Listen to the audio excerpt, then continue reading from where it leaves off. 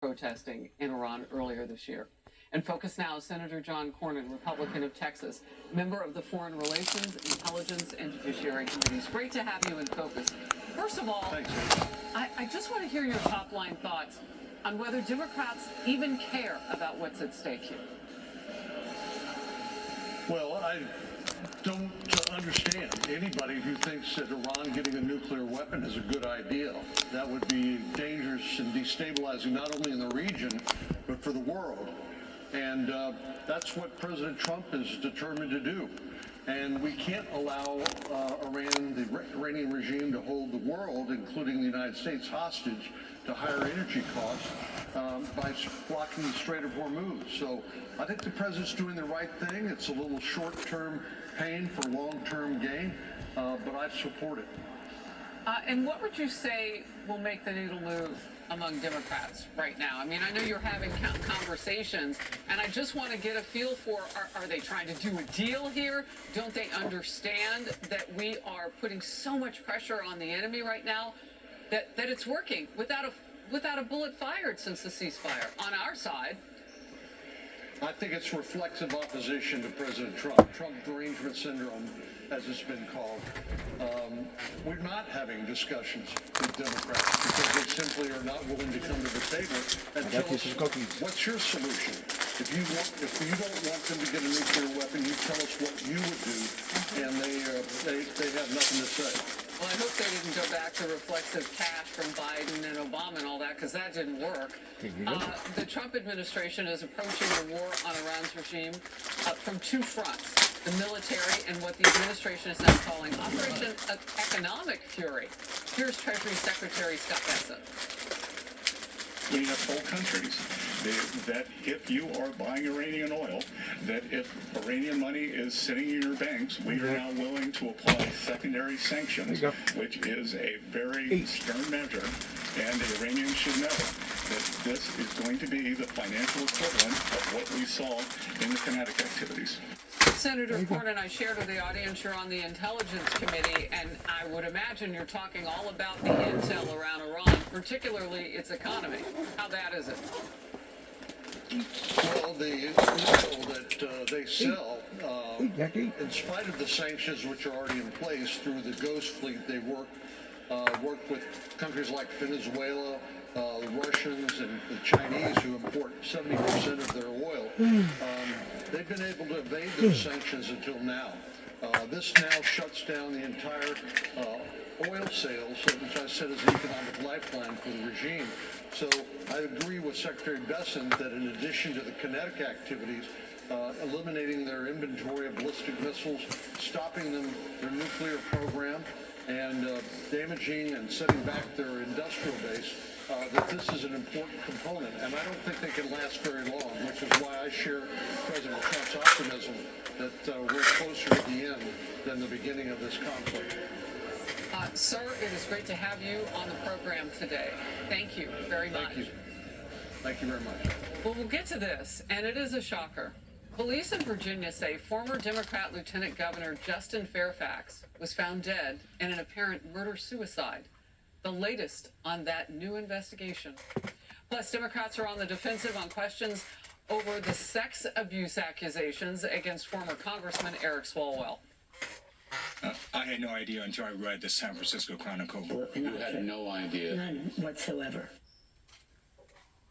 The scandal shaking up the race for California governor and also shaking some Democrats to their core as they are questioned daily now. What did you know and when? Lisa Booth and Focus next. Wow.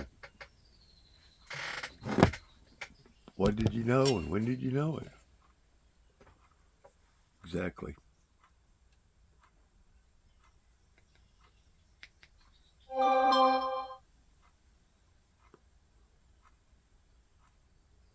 A lot of garbage here lately has been coming out of the White House. Nothing but just rank, stank garbage. And I don't know how to stop it. I know it's bringing shame and embarrassment to the sovereignty of the good American people. That's what I know. From witnesses firsthand, that for sure was shocking. I was terrified that I was going to lose one of those kids. And I felt like if one of them got out, we all would go. It was that bad. 3 days of devastating testimony, witness after witness reliving the worst night of their life. Those little girls were heroes. They did everything that I asked them. Kind of after the fact, the girls, when they reunited with their parents, are like, Mr. Glenn said the S word 9 times. And I just did my best to remain calm. The camp's security guard telling the court he spent hours in chest deep water using air mattresses to keep the young campers alive. His testimony raising a central question: could more lives have been saved? I wish we never had camp that summer. This is the same director of Camp Mystic that is asking 850 students to come join him at Cypress Lake in 6 weeks. That's Cece Stewart. Her family's at the center of this case. She's mom to 8-year-old Cecilia, the only camper whose body still hasn't been found after the 4th of July flood that killed 25 campers and 2 counselors at Camp Mystic. Their lawsuit claims Camp Mystic was negligent, and their attorneys argue warnings and better preparation could have saved their 8-year-old's life. Our children have been ripped away from us, ripped apart, stolen from us. In front of families who lost everything, camp leadership admitting to missed weather alerts, communication breakdowns, and no warning system inside the cabins. Did Camp Mystic use the loudspeaker system to communicate from the main office any watches or warnings or weather information? No, we did not. Hearing over, but by all accounts, a legal fight, far from it. Marnie, as far as the judge is concerned, if Camp Mystic will reopen, ultimately what she did was kick the can down the road. So we'll have a final answer here in the next few weeks. Somewhere around 800 plus families signed up for camp there this summer. All right, this week in our Missing series, the search for Alexander Skinner. Alex was last seen in April of 2024. A son, brother, and father from Colorado, dearly missed by those who love him. Alex vanished after a run-in with police. His mom, Janice, posted his bail and recounts the last conversation she had with him before he disappeared. I paid the bond, got him out of jail. And then I said, "You're going to be okay." You know, he said, "Yeah, I'm fine, Mom. I'm going to be fine." And then I was still responsible for the bond, right? Because I let him off the hook on that. And I just remember saying, "I'll talk to you soon." And that was it. While it may seem Alex skipped town because of this altercation and owing his mom money, she believes there is more to it than that. Her message to him or anyone who may know where Alex is. His disappearance has received no media coverage until now. That is the mission of our Missing series, to shine a light on cases just like this that often get overlooked. Make sure to tune in tomorrow right here on News Nation Live. They don't tell him where that guy is. They don't tell him.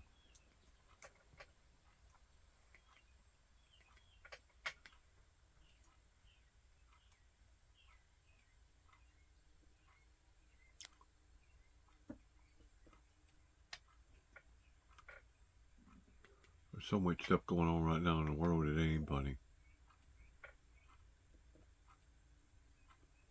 Secretary of State Marco Rubio, I have directed Vice President J.D. Vance and Secretary of State Rubio, together with the Chairman of the Joint Chiefs of Staff, Dan Raisen-Kane, to work with Israel and Lebanon to achieve a lasting peace. Now, the president really touting this as a major accomplishment. Of course, we know that Israel has been striking inside of Lebanon, going after Hezbollah in that country for the last several weeks. Iran, as the U.S. works to get this deal across the finish line there, had initially said that that ceasefire in place that's in Iran had applied to Lebanon. The U.S. says that it did not apply. They say that these were working in different tracks. Despite that disagreement, I think both sides agreed that in order to achieve this deal with Iran that the president is very eagerly looking to accomplish, that something would need to be resolved between Israel and Lebanon in order to get that across the finish line. Now the president saying that he has been able to accomplish that. He had said earlier today that he wanted to get some breathing room in place between those two countries in order to bring the tensions down and allow the negotiations with Iran to continue. So now the president saying that that has been accomplished, at least for the next 10 days. Pamela. And it's very significant, Kevin, because the Israelis, Prime Minister Netanyahu and other Israeli officials have been saying that Hezbollah, the Lebanese proxy, the Iranian proxy in Lebanon, has been firing rockets and missiles at northern Israel. And until they stopped doing that, Israel was going to respond and hit Hezbollah targets in Lebanon. Is it clear now that the Lebanese government can disarm Hezbollah and Hezbollah will stop firing rockets and missiles against targets in northern Israel? Is that going to happen? I'm not sure that's clear at this point yet, Wolf, and that had always been one of the downsides to these negotiations, these direct negotiations mediated by the U.S. between Israel and Lebanon, is that Israel is, in fact, going after Hezbollah in that country, not necessarily the Lebanese government or positions controlled by the Lebanese government. And, of course, Hezbollah was not at the table in those discussions that occurred at the State Department earlier this week. There's no sign that the president has gotten any sign-off from Hezbollah that they will cease their attacks on Israel. And so this will be a fragile ceasefire, to be sure, and I think Israel will probably retain the right after this ends, if a broader peace isn't negotiated, to resume some of those bombardments. That has been a major priority for Netanyahu, to try and go after those proxy groups in the region at a moment he views them as badly weakened. And so this is certainly an accomplishment by President Trump to get this over the finish line. I think it's notable here that he says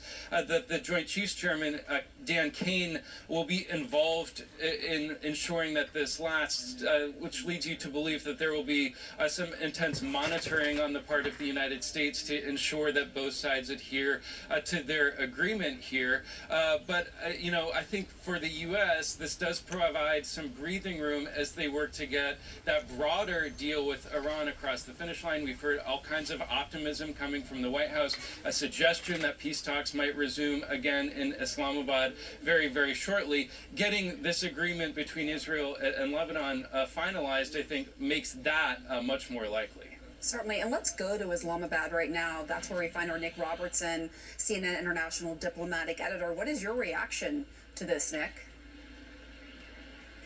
Yeah, I've been talking to both Lebanese sources as this has been ticking down to on-off again agreement for this ceasefire, and I think there's a sense there as well, as Kevin mentioned, that this can potentially be shaky, but it's been done, and it's come under the pressure from President Trump very clear. I think everyone sees that by the phone calls that is made. But I think the very important, bigger picture thing to look at here is the fact that you still have in Tehran the Pakistani negotiators, the field marshal, their top leader in the country, the top person who's been the interlocutor between Iran and the United States, and he has been in Tehran for almost well over 24 hours now. Spent the night there meeting with the top level politicians on the Iranian side. He also met with military officials. So delivering this deal on Lebanon, the ceasefire in Lebanon, for the Iranians, and we were hearing this from the Pakistani officials today,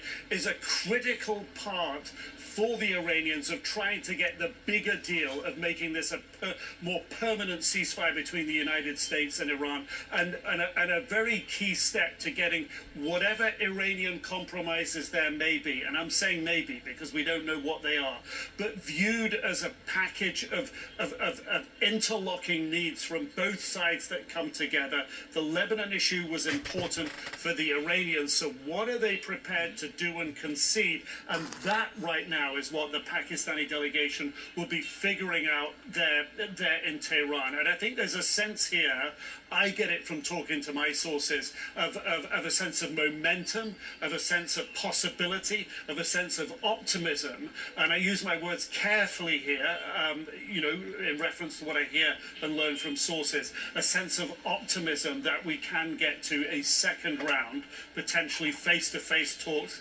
here in Islamabad. So I think what's happened in Lebanon breathes more life into the US-Iran potential here to get a deal. And let me go back to Kevin Liptak at the White House. While I have you, Kevin, I don't know if you've been checking with your sources, but any chance that President Trump will try to do now what then President Jimmy Carter did back in the 70s when he negotiated the Camp David Accords between Israel and Egypt, invited Menachem Begin, the Prime Minister of Israel, and Anwar Sadat, the President of Egypt, to Camp David. They worked out the Camp David Accords, and Israel and Egypt signed a peace treaty at the White House, which still exists to that day. It was followed by a peace treaty between Israel and Jordan. What are the chances that Trump will try to achieve a peace treaty between Israel and Lebanon?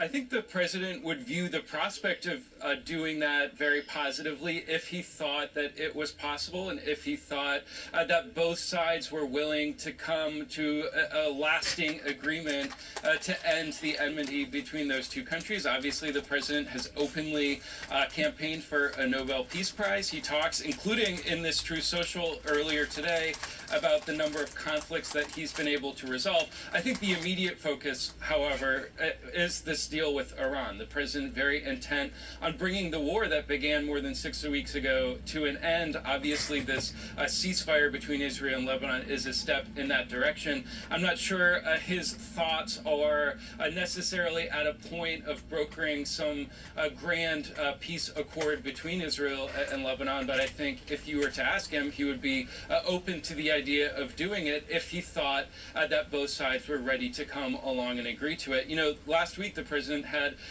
quite tense phone calls with Benjamin Netanyahu on 3 consecutive days about this very issue, when it seemed as if Israel's bombardments of Lebanon were going to undermine his attempts to get negotiations going with Iran. It took a few more days, but this deal did come together. The president had suggested earlier today that maybe Netanyahu and the Lebanese president would get on the phone directly. It doesn't appear as if that has happened, but it is moving in a direction where things are easing, tensions are easing, and so we'll have to see where it develops from here. But clearly the president's focus right now, in the immediate term, is getting this agreement signed with Iran. And I just want to go back to Nick Robertson, who's in Islamabad, Pakistan, watching all of this unfold. So is there a sense where you are right now that the Vice President, J.D. Vance, will come back to Islamabad and try to meet with senior top Iranian officials and work out some sort of long-term, at least ceasefire, and then some sort of peace agreement? The sense I have here, Wolf, is that there is optimism that that's what could happen. I think they would say, look to the White House for the White House to decide who would come, but J.D. Vance is familiar here now. He's sat around the table with the Iranians, is familiar with the Iranians, and it is those same Iranians that the Pakistani interlocutors are sitting with right now. And I think the mood is very likely to be one that is optimistic, and I think people here have been looking for something that could perhaps happen over the weekend, early days next week, before the ceasefire is due to run out in it's about 5 days time now, Tuesday into Wednesday local time here. So yes, J.D. Vance potentially coming back to this city, that very long flight, and last time the very long marathon session of negotiations. But both sides, if it happens, will know each other better, will know where the red lines are, will know where positions have shifted, because J.D. Vance, when he left, said our best and final offer is on the table. So the Iranians are going to have to come back and be able to put something back on the table that is attractive to the United States, and I get that sense that obviously the Vice President would be making the journey if the Iranians aren't willing to make that commitment up front. Quickly to you, Kevin, what do you make of J.D. Vance's role in these continuing talks?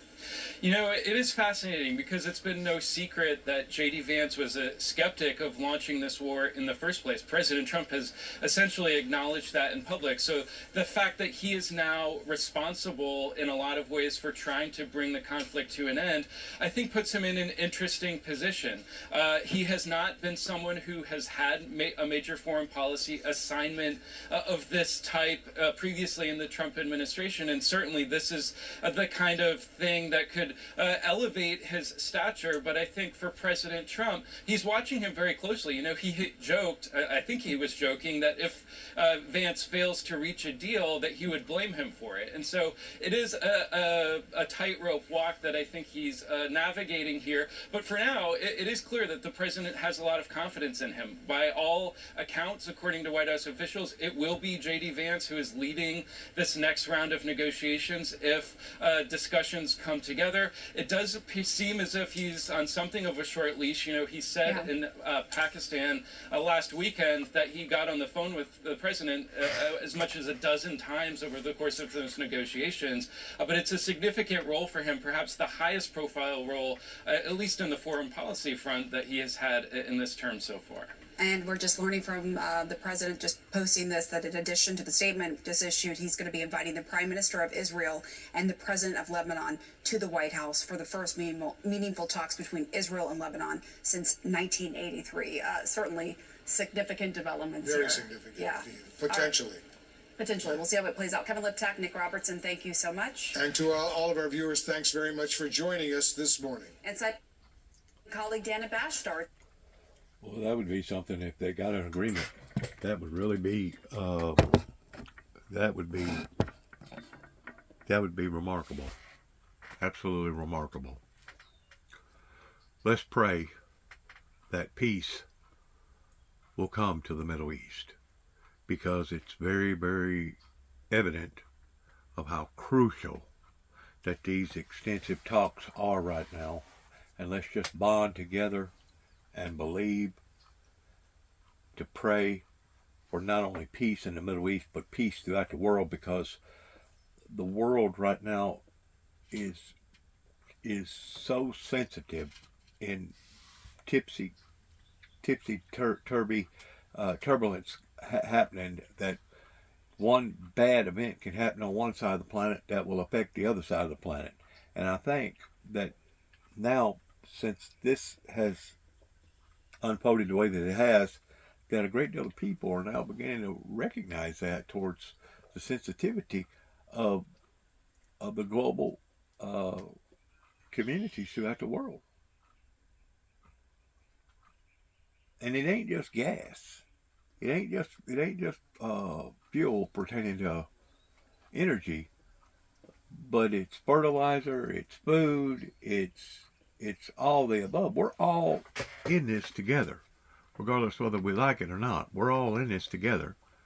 And if we don't put our heads together in trying to resolve these issues, there may not be a platform for us to resolve in, especially whenever the man upstairs decides to put an end to all this, because I'm seeing some things going on right now geographically, as well as scientifically, as well as meteorologically, things that are unfolding right now that has no rhyme or reason. I mean, whenever you have the Mississippi River continually drying up and big gaping holes are coming up in it, and whenever you have Lake Mead over by the Hoover Dam drying up, whenever you have all these other events that's happening, there's no doubt that the world is reeking. And I've used the analogy towards basically the world right now is regurgitating itself up onto the human race because of what we're doing to her. And these are all part of the symptoms that the Bible talks about, towards them being great sorrows that will fall upon the land in the last days. And these are only the beginning of these massive sorrows. Can you only imagine what it's going to be like during the 7-year tribulation period? Of what the sorrows are going to be like in? One American News starts right now. It'll be awful. It will be absolutely astronomically awful if people are left down here, and there will be during the Great Tribulation period. It'll be awful. No ifs, ands, buts about it. That's whenever, according to the Bible, people will pray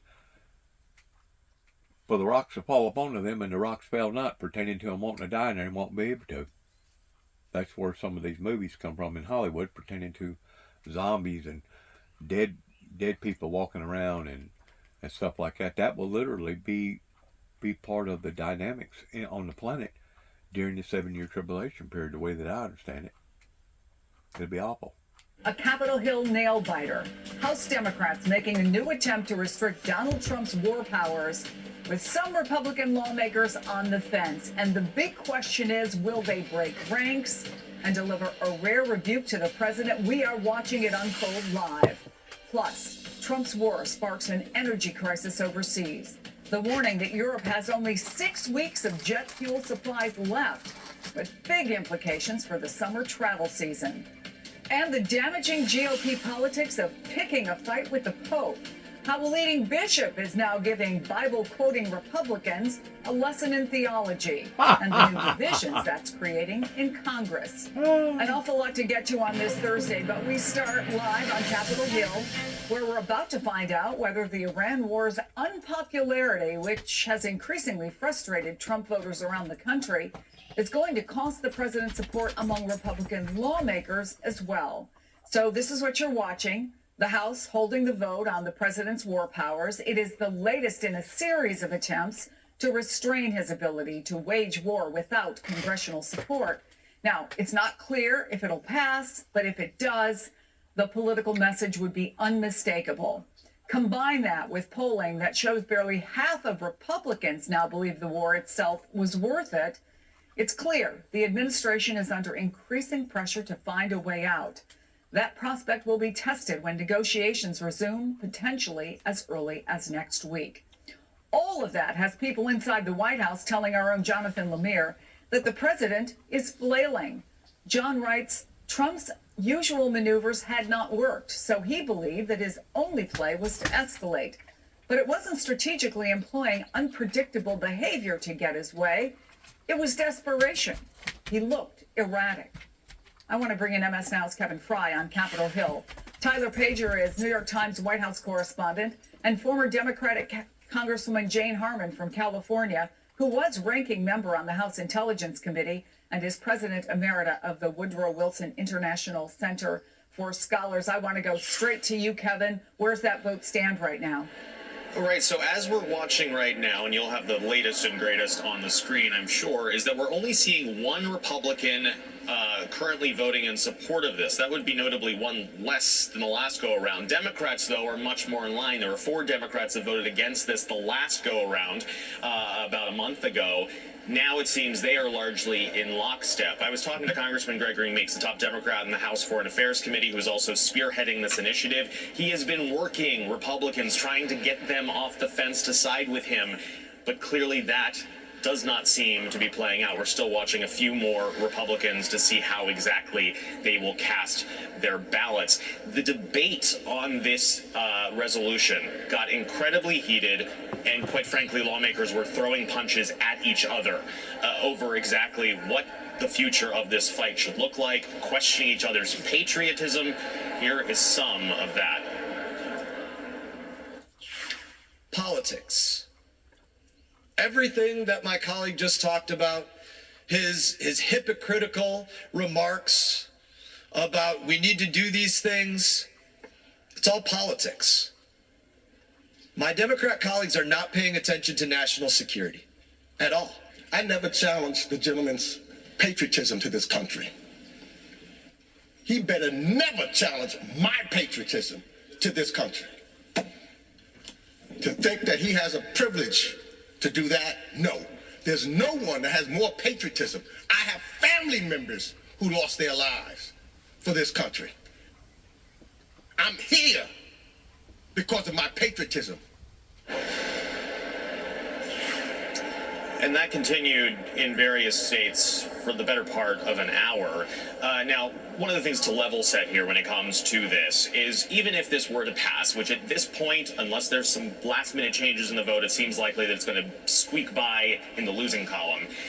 This would not have, of course, gotten through the Senate in short order. It just failed a similar resolution just yesterday there. And obviously the president could veto this. And in no chamber have we seen anything close to resembling a veto-proof majority. And so this conversation will continue likely for at least the next 2 weeks. That's when we see the War Powers Act of 1973, kind of a deadline for when Congress may need to step in. And some Republicans are telling us that that could be the deadline that might actually force them to the table. A lot of them are hoping, of course, this will be over by then, but you can debate whether or not there's any chance of that. All right, so while the political world was watching that, Tyler, the president just announced on Truth Social that Israel and Lebanon have agreed to a 10-day ceasefire to go into effect today. What do we know about that? Wow. Yeah, we know that the president, as you're showing the truth on screen, had conversations with both Bibi Netanyahu and the president of Lebanon separately this morning. It's a big to try deal. to get this ceasefire in place. I think obviously you have to put this in the broader context here, which is that this is a key linchpin in part of the larger effort to secure a peace deal or at least an end of the conflict with Iran. You'll remember, Chris, that there was the back and forth about whether the initial ceasefire orchestrated by Pakistan included a ceasefire between Lebanon and Israel. Iran and Pakistan suggested it did. Trump and his top aides said it did not. So this ceasefire is part of this larger peace effort led by the United States, mediated by Pakistan with Iran. Trump has been speaking in recent days about this conflict being over. Obviously, we are not there quite yet. The ceasefire remains in place, and there is optimism within the White House that there is a path forward to end this conflict. But there are still a lot of tricky issues, Chris, that have not been worked out. I was in Pakistan with J.D. Vance over the weekend, and we left and there was no deal. And so sources tell me that there has been some progress. The people in the White House do see the Iranians making some concessions that the U.S. has said are very important. But there are a lot of long-term issues not yet resolved. And so we'll see in the next day or two whether or not there are going to be another round of negotiations in person in Islamabad led by Vice President Vance. But this is all part of that larger effort at play. This is a big deal. Congressman, I noted Jonathan Lemir's reporting that This is people a close to huge Trump deal. say some have characterized the kind of madman theory is actually just signs of desperation. He wants wins. He wants wins in the Middle East. He knows that his voters, he knows he's getting pressure from members of Congress, that this war is not helping. And in fact, it's hurting the average American in their pocketbook.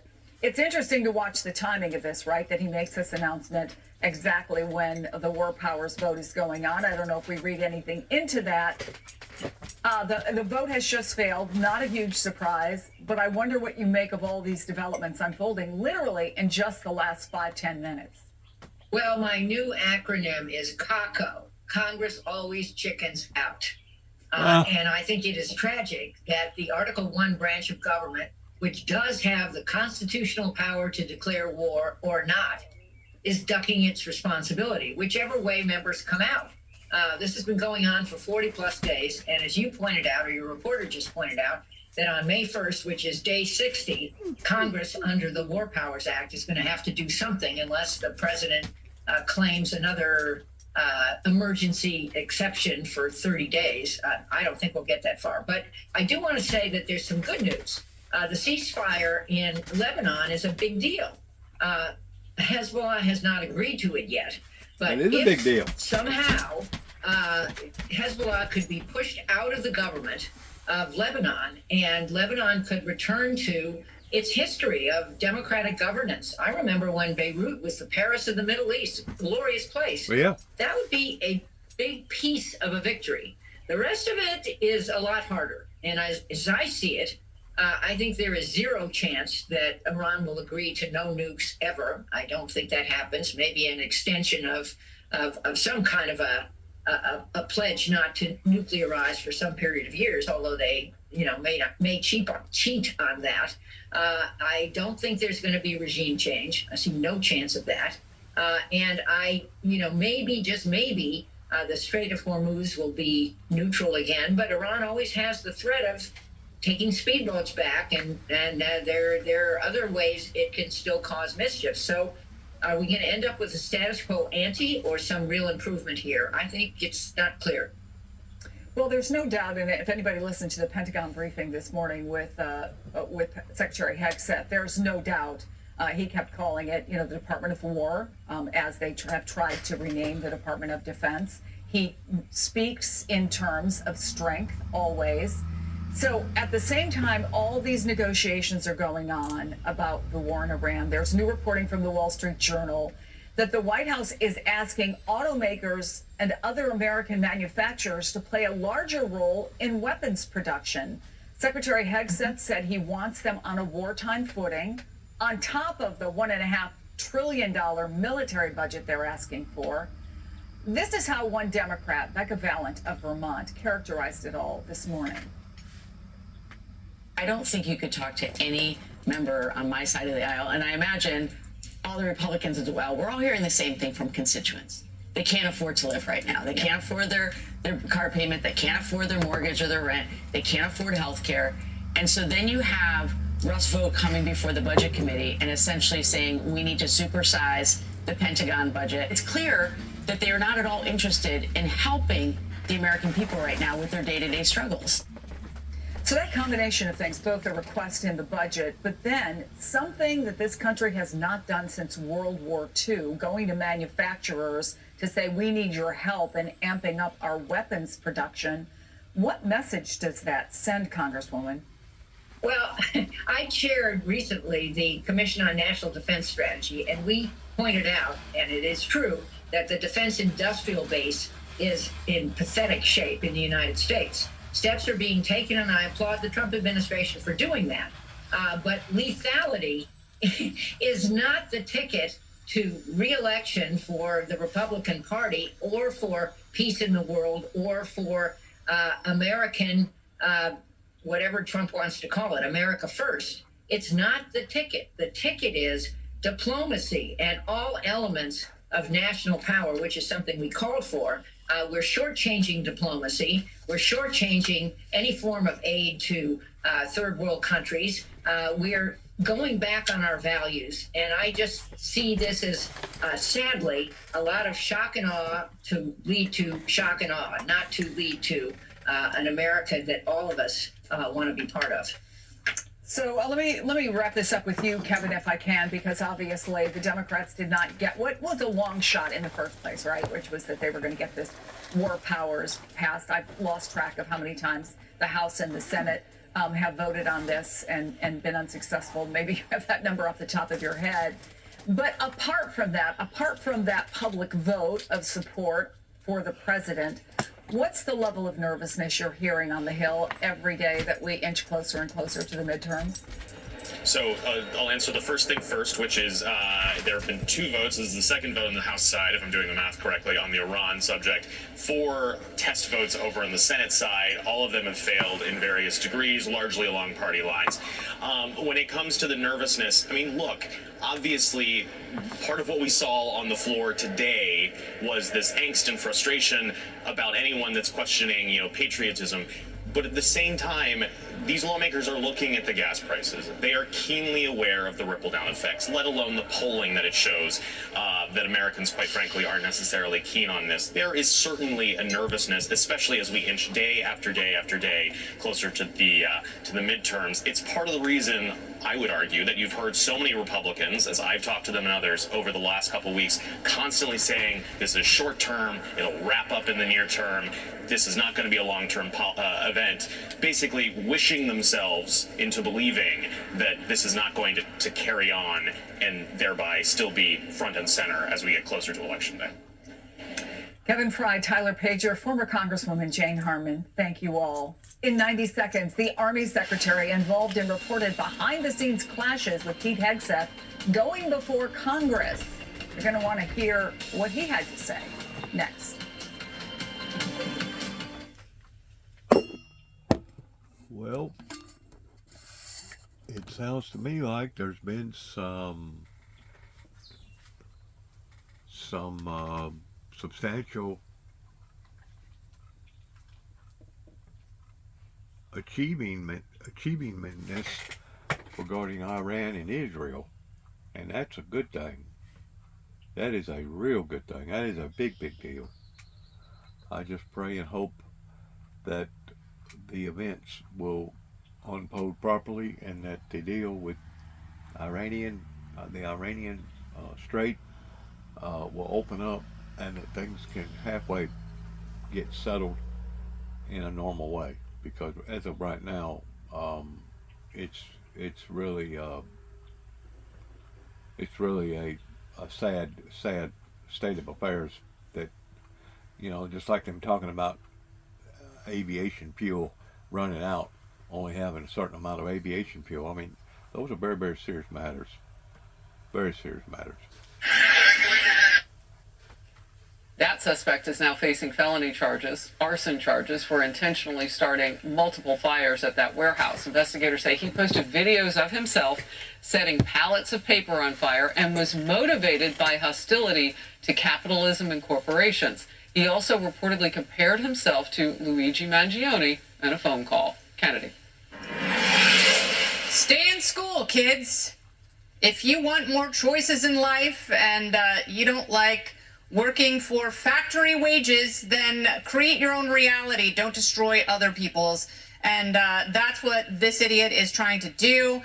Frankly, they are acts of what the vice president called this week economic terrorism. He was talking about Iran's blockade on the Strait of Hormuz, but it's the same thing here because there are political and economic ramifications to what they're doing.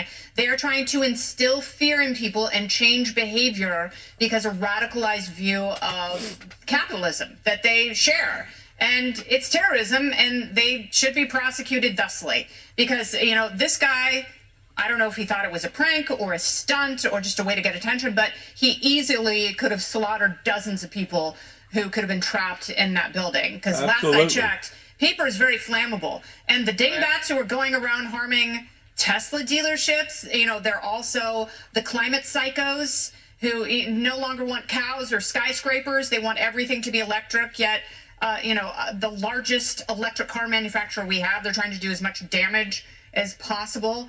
They're illogical and murderous and very mentally unwell. Well, and to further your point about caring about the environment, can you imagine if one of those cars blows up with those huge batteries in them, the EVs? I can, yeah. Yeah, that's what happened that's to a the Palisades. scar. Yeah, exactly. It's like a small bomb.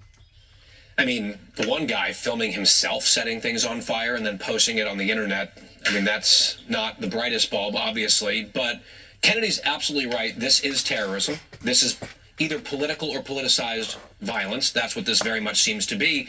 And I had this sinking feeling in the pit of my stomach, whenever it was, a couple years ago, when Brian Thompson was murdered here in New York City. And his accused killer was immediately treated in large elements of our society, online, etc., as some sort of folk hero. And people were swooning over how handsome he was. And I remember thinking, this is really sick. It's actually very dangerous to glorify someone like that. And also I worried about the knock-on effect of copycats, of people saying, oh, look at all the attention and fans this person has gained by engaging in violence. And I worried we might see more of it. And indeed, sadly, it looks like that's precisely what's happening here. Wow. I gave that a big ooh because, I mean, I hadn't thought of it in that way.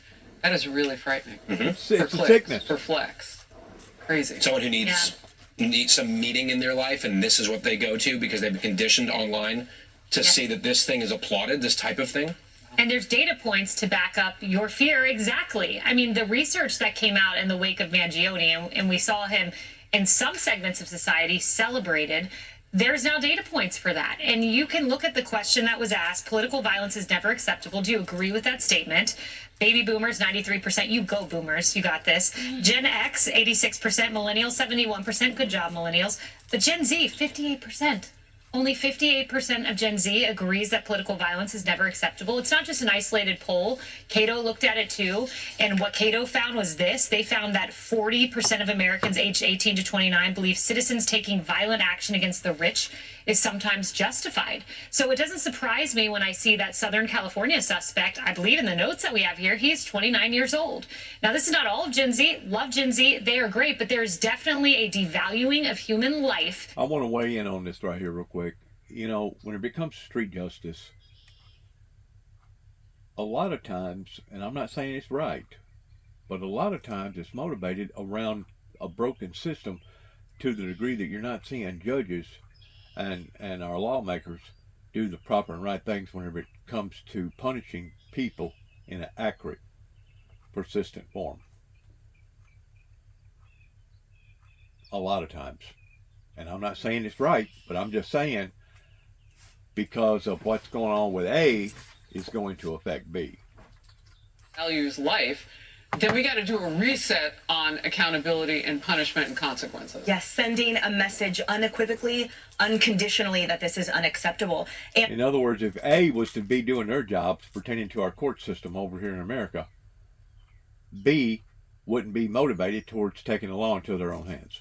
Clicks that these guys are doing this for. It is shocking to me how much of this is done for the theater of social online antics, to your point, that have devalued life. And I think about and am worried by the recklessness of these acts that you are absolutely right about the potential for lives lost in that warehouse. I think about the environmental terrorism of the 80s and such, where these eco-terrorists would put the sort of spikes, thank you, in the trees that then led to a lot of loss of life. And from their point of view, remember they said, this was inadvertent, we never meant to actually harm someone, but the whole point is when you're playing with fire, that's what you do. That's the whole concept behind the felony murder rule, where if a murder happens during if that's sort of a natural evolution of the commission of your felony, yes, it is not unexpected. And that factory was a bunch of toilet paper. So thanks so much for making it super inconvenient for all of California. I feel like I am watching children play with these matches and the lives that have been extinguished only to be celebrated. It is necessary that we do. It's sick. It's a very, very sick society that we're dealing with right now, and it's contagious. It's very contagious because one thing will lead to another thing. That's the reason why they use the expression copycat scenarios on TV a lot of times. It is contagious of seeing this, but you got to go back to the root of the problem, which is the system. If the system would have properly done their job down in Mount Carmel, Waco, Texas, whenever the courts heard all those events, if the truth would have come out pertaining to what motivated the ATF in doing what they done towards teaching a group of people down there how to turn automatic rifles into semi-automatic rifles, basically machine guns, and then the courts did not respond accurately upon to that. As I've said before, as far as I'm concerned, certain people associated with the ATF down there in Texas should have been arrested and tried for murder. Literally tried for murder. Well, that's what stemmed or motivated, I know it ain't right, but I'm looking at the facts, towards Timothy McVeigh and Nichols doing what they done pertaining to the Oklahoma bombing. That I guess the 32nd year, something like that, anniversary coming up just within the next few days. I think it's Sunday, is whenever that comes up, pertaining to one of the most horrible homegrown events that's ever fell upon to American soil. Now, I'm sure there was probably other homegrown events that happened during the Indian Wars and during the Spanish Wars that probably wasn't ever recorded the way that we record things today, that could have been just as bad, if not worse. But the fact of the matter is, this happened in the 21st century. This happened during the time, or it actually happened in the 20th century, leading into the 21st century. But this is what has poisoned the well. This is what has poisoned the well, and you have to admit it, towards it being true, pertaining to a broken down system that acts unjustly. Because by and large, that whole ordeal that happened down there in Mount Carmel, Waco, Texas, I think it was in 92, maybe 93, was a bad deal. It was a bad call. And to think that the media got in behind that and fantasized that the way that they did in trying to brainwash the American people by saying, well, it was justifiable because of certain people that was having sex with their parents' children down there, which no doubt is a bad deal. That's a criminal offense, but it didn't deserve killing all them people the way that we seen them basically become martyrs, basically being barbecued down there because of all the tear gas that went up into the building that led to the Oklahoma bombing. This is the reason why that I continue to say the government should act responsible in intervening in this of a $5 million per person, 168 people, times whatever amount it is, towards setting up some sort of Oklahoma fund for the victims and the victims' families of what went on, because by and large, it was that agency down there in Texas, ATF, that prompted this. There's no other way to decipher this. There's no other way to break it down and look at it other than for what it is. And of course, whenever we see independent people doing things toward basically taking the law into their own hands, regardless whether it's somebody shooting a CEO insurance guy or some other effects towards going after the richest of the rich, these are all concepts leading to unfairness, leading to unjustfulness. And whenever you have a society that is paying attention this way, you better watch it, because things can unfold very, very quickly. Ceasefire. He pointed out that it will be the first meaningful talks between the two countries since 1983, adding that both sides want to see peace. And I believe that will happen quickly. Meanwhile, military officials reporting U.S. forces have not had to board any particular ships operating amid the blockade, and 14 vessels have turned around after warnings from U.S. ships. The Wall Street Journal argues that this economic impact gives Iran an urgent reason to negotiate. It reports that Iranian state media puts the cost of rebuilding at a staggering $270 billion. And while Iran's control of the Strait of Hormuz and ability to hit targets across the Gulf have given it leverage in talks with the U.S., the scale of the necessary rebuilding limits its room to maneuver. You know, Guy, when you look at this and combine all this together, you see that these vessels that have been turned around, 0 have broken through. And this came after we reported on this show yesterday the warning from CENTCOM, which is, if you do not comply with this blockade, we will use force.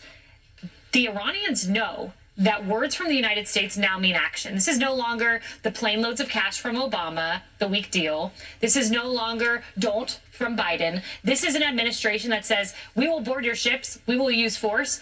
They will use hard power, and Iranians know that. I'm struck by that whole opening to the segment that you just read, how much success was packed into those two pieces. One, on these negotiations between the Israelis and the Lebanese, led by the Trump administration, Secretary Rubio and President Trump. That is potentially a massive breakthrough geopolitically, one of several, by the way. And I know that much of the media is addicted to negativity about everything happening over there, anything the president's doing. And it takes almost a willful decision to overlook positives like the ones that you just outlined, including the fact that the blockade, roundly mocked and questioned by many when it was implemented, is working spectacularly well up to this point. By force, squeezing yes. the economic life out Strong of the arm embattled 'em. regime, Strong and arm 'em. also squeezing some of their allies or people that rely on their oil that might then apply pressure to them to deal in a serious way with the United Yes. States of America Yes. to resolve this diplomatically. Yes. After it was backed up not just by the threat of action or words, to your point, but really serious kinetic action, which cannot be ignored by any of the players on the global stage. Yeah, without question. I mean, Iran in the Stone Ages is what President Trump said could happen, and he's partly there. That's a huge rebuilding cost for Iran. Harris, when you look at these peace talks that will be happening between Israel and Lebanon, I was struck by Trey Yingst earlier today saying, look, it could pave the way for Lebanon to join the Abraham Accords. It is a mind-blowing thing to think about And it Hezbollah, needs an to. Iranian proxy after October 7th and all they did with Israel, and now Lebanon may be joining potentially. It is fascinating, and it just signals that all things are possible when you choke off people's money. Like, if you make it so difficult for them to do business, I am concerned. And then my first question to Trey was, and he answered it a little bit. It ain't just oil, it's energy, and energy is life, and life pertaining to sustainability means a great deal to any country, no matter if you are barbaric. To a major degree, and you've got that northern area of Israel that is just vulnerable to their attacks. So can Lebanon then put the squeeze on the terrorist army inside their own country to make it, really a peaceful zone? We'll have to watch and see if that happens. I will say this: Secretary of War said today, we don't rely on the energy coming out of the Strait of Hormuz, but Asia and Europe do, and large parts of the rest of the world do. And so their ability to muster a collective defense or clearing of the straits after we end the blockade is going to be critical. We've handed the world back the control over the strait without the threat of Iran putting the lien and tolls and everything else. But people are going to have to come together. It'd be great if they could do it while we're there. It would be. That's This is a two-part threat, Kennedy, because you heard Secretary of War Hegseth say today, look, we can still go after your infrastructure. All it takes is the commander-in-chief saying go. And not only that, you had Besson yesterday saying we have an economic campaign that would be similar to the military campaign of bombing. So there's really a two-pronged scenario left for us as a country. It's very interesting because the Wall Street Journal was reporting that the 20,000 missile strikes, the coordinated strikes between Israel and the United States, have been so coordinated to upend their infrastructure because they've been bombing roads and rail and ports and things that will be that are intertwined that would also be so difficult to rebuild and very, very costly. And they're running out of money. And so this is also a two-parter because the blockade means that they have to turn their own oil-heavy ships around and store them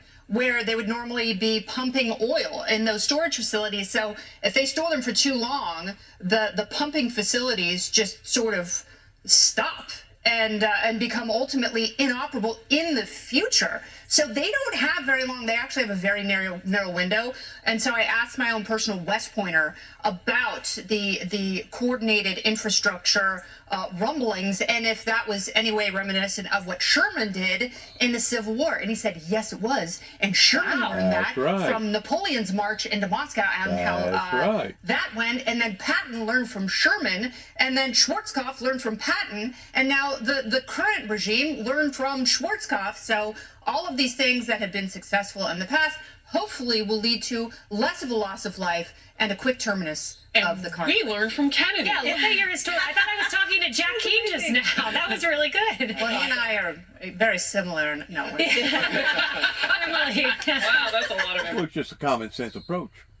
What it is. Common sense to tell you that. I think it bears underscoring that it's only the United States, frankly, that cares about the population of Iran. Because Iran and the Islamic Republic, they care about survival and control. And when they are prioritizing those things, they are not prioritizing the population. And the world stage and the rest of the globe is looking to the Iranian people as something to protect and save and liberate, a little bit, depending on the objective. But it's the own government there that certainly does not care. It's incumbent upon us and our allyships to continue that pressure on them, whether it's economically, the twofold of military, whatever it is. We need our allies in that pressure, and the pressure needs to remain constant. Exactly. Because what we have seen in the past with Iran is when we alleviate the sanctions, they do not exercise containment. They do not sit well behaved. They won't. When we relieve sanctions, that is when they act out. So this continued pressure, once we have the stabilization and the historic accords and developments, I think that... You can see on the left-hand screen there pertaining to their developments. I mean, them people are just like probably a great deal of people over here in America. You got your finance industry, you got your banks, you got people that's wanting to get ahead. They've made, legitimate loans to be able to build houses and to build buildings. I mean, they're not living in the Stone Age days to the degree that they're all getting around on camels over there. You put pressure on them and they're going to respond. They're going to react. They're going to have to, either that or they're going to sit and watch their whole system collapse. Good luck to all of us. God bless America. God bless our troops. God bless our endeavors towards which way that we go from this moment on. Heaven help us all. And congratulations, America, in becoming a quarter of a century old just within the next few months. Happy birthday, an early birthday to the 250-year birthday recognition coming up. God bless and shalom.